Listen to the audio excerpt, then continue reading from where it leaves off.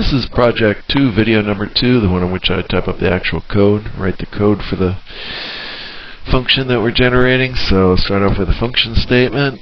All functions start off with a function statement, then a return variable. We're not returning anything, so I want to give the variable a name that suggests I'm not using it. I'm going to call it dummy. It's just a placeholder.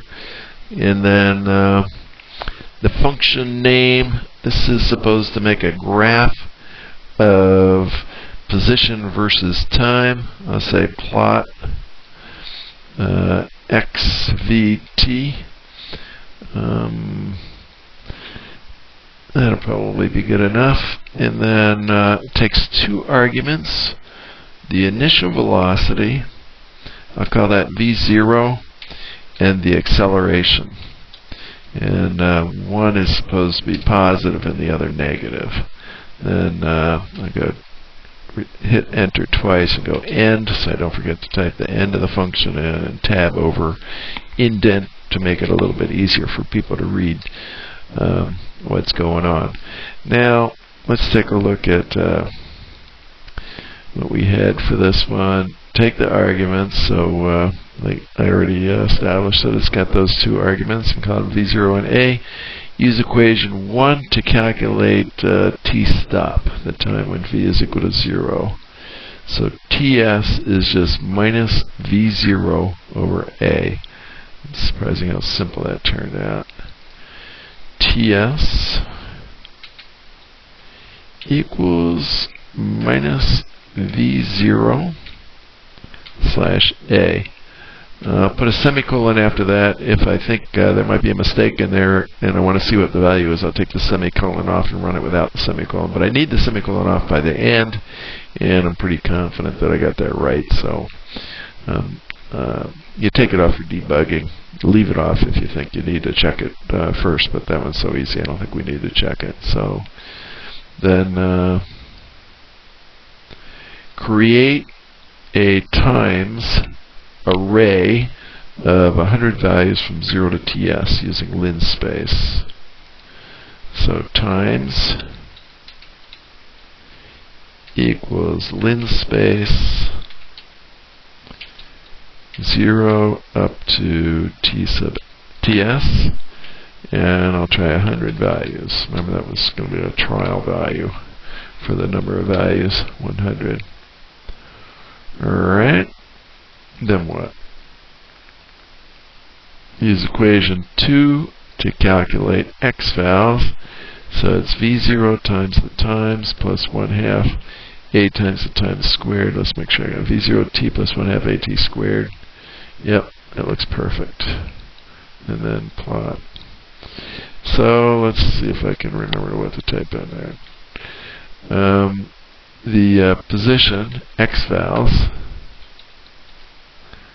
equals, note this creates 100 values and stores them in times, and now when I use times in a formula, that's going to create 100 values and store them in xvals.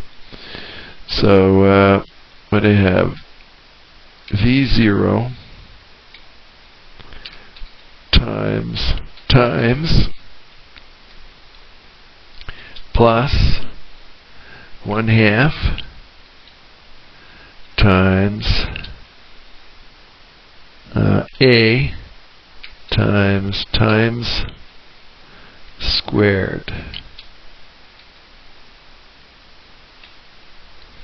And again, I'm confident I got that right, so I put the semicolon there so it doesn't print out all those 100 values.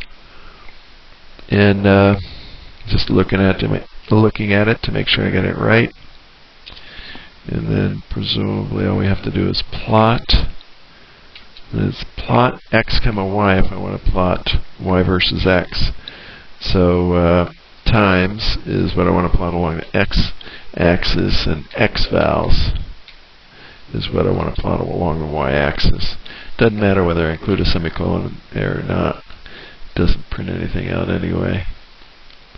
Let's try saving that. Now I'm supposed to call it plot xvt, the function name .m. That's what you're supposed to call it. And Let's see, it won't let me resize it, but that's by default what it gets called. So I'll just go ahead and hit save. And then go over to the MATLAB command window. There's my function.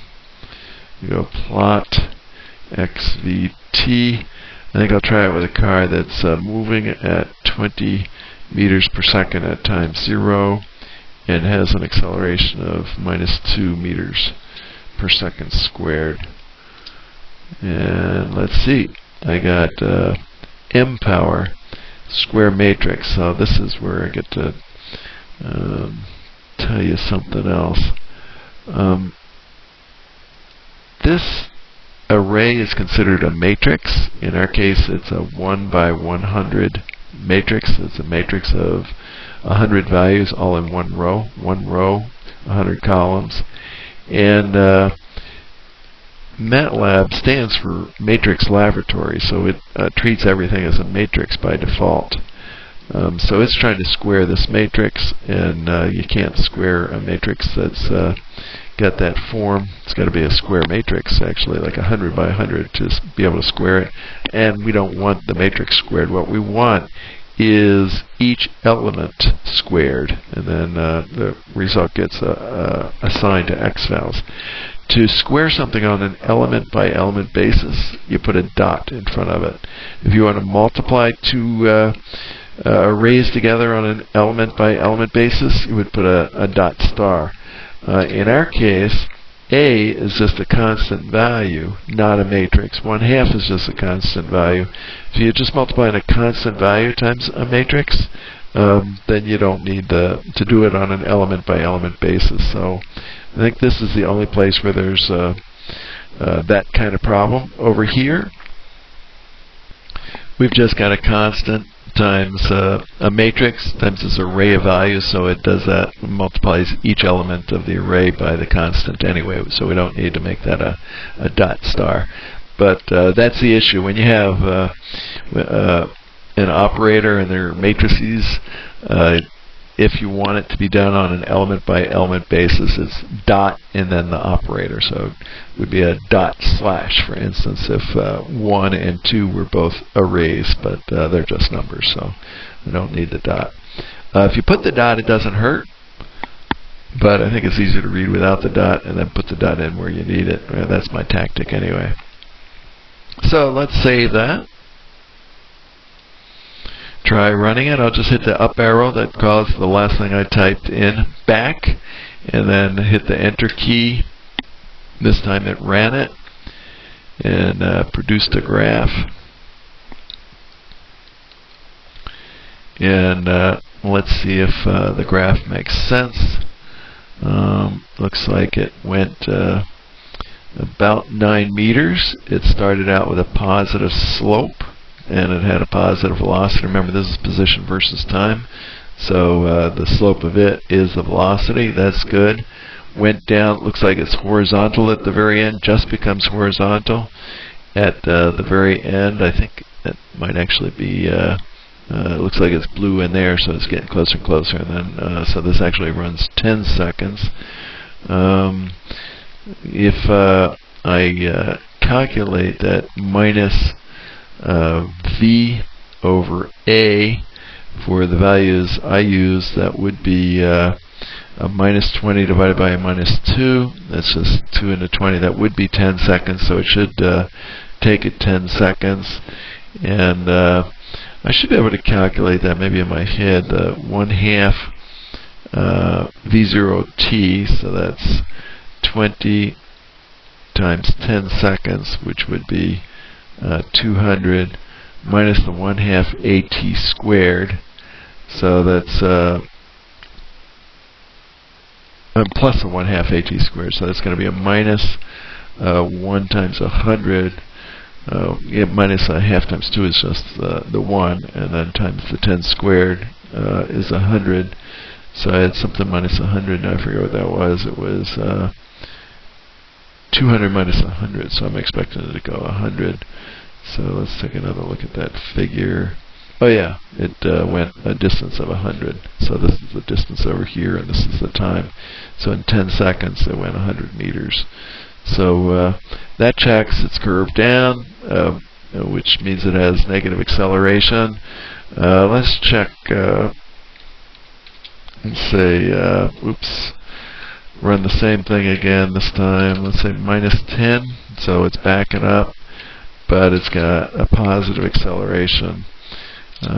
Let's see if that makes sense. So I'm expecting it to start off with a negative slope, but it's got a positive acceleration, so it should be curved up.